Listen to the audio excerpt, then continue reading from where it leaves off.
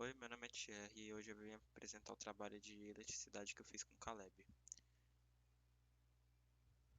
Nosso principal objetivo nesse trabalho foi construir uma pilha com materiais caseiros de baixo custo.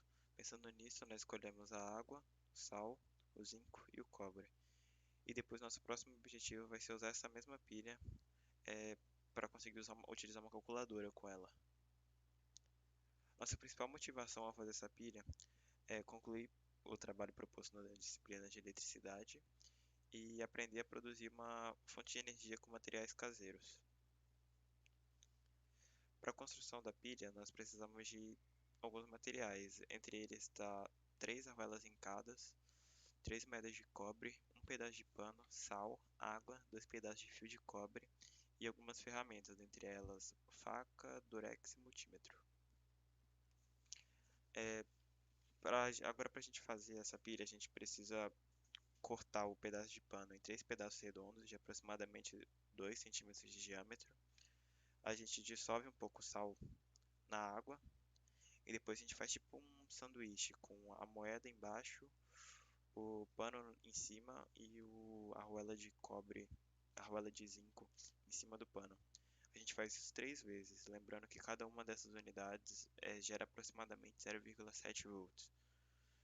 E aí a gente coloca um pedaço de fio negativo no lado da arruela e um pedaço de fio positivo no lado da moeda de cobre. E aqui tem mais ou menos como fica o circuito com a pilha aqui e conectado já na calculadora. O custo total, como a gente prezou o baixo custo, né, a gente usou materiais bem baratos. As três arvelas encadas deu em média, são preços aproximados, tá? A gente viu na internet e deu em média as três arvelas 1,50. As três moedas de cobre deu aproximadamente 15 centavos, né, que são moedas de 5 centavos. O multímetro estava na faixa dos R$ 12 e tal. E o metro do fio de cobre, né, estava aproximadamente R$ 3. O total deu 16,65 aproximadamente. Tá.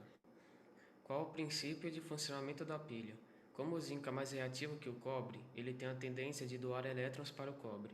Assim, ocorrerá a transferência dos elétrons e, consequentemente, a passagem de corrente elétrica. Quais as energias e equações envolvidas? As energias envolvidas são a química e a elétrica, pois a pilha é capaz de transformar a energia química em energia elétrica. Quanto às equações envolvidas, podemos citar a lei de Ohm e a resistência específica. As pilhas podem ou não possuir ponte salina. Explicar a diferença entre as que possuem e aquelas que não possuem. Usando como exemplo o cobre e o zinco, com o passar do tempo haveria um momento em que a concentração dos íons zinco em solução ficaria muito grande e a concentração de cátions cobre ficaria muito baixa. Assim, a pilha não conseguiria funcionar.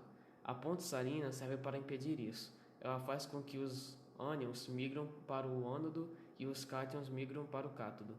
Assim, a quantidade de cátions e de ânions na solução de cada elétrodo permanece em equilíbrio, prolongando o funcionamento da pilha.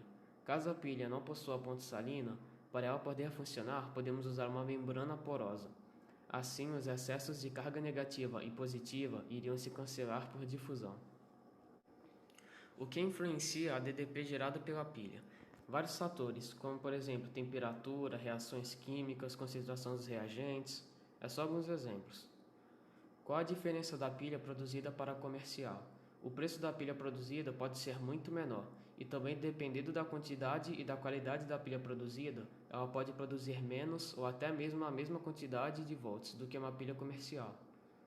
Para formar uma corrente elétrica, nós precisamos de dois materiais, um de carga positiva e outro de carga negativa, e também precisamos de um condutor. Nessa nossa experiência, o material de carga positiva foi o cobre e o de carga negativa foi o zinco, já o condutor foi a água e o sal. Ao concluir essa experiência, aprendemos que a eletricidade pode não ser tão difícil quanto achávamos. Descobrimos que podemos ligar uma calculadora, uma LED e até um relógio, que dependendo da qualidade da pilha pode durar um bom tempo. E isso tudo com materiais tão simples de que quase toda pessoa tem. Essa foi a nossa primeira etapa do trabalho sobre pilhas. Esperamos que esse vídeo tenha sido bem objetivo e que contribua com o seu aprendizado. E também que tenham gostado.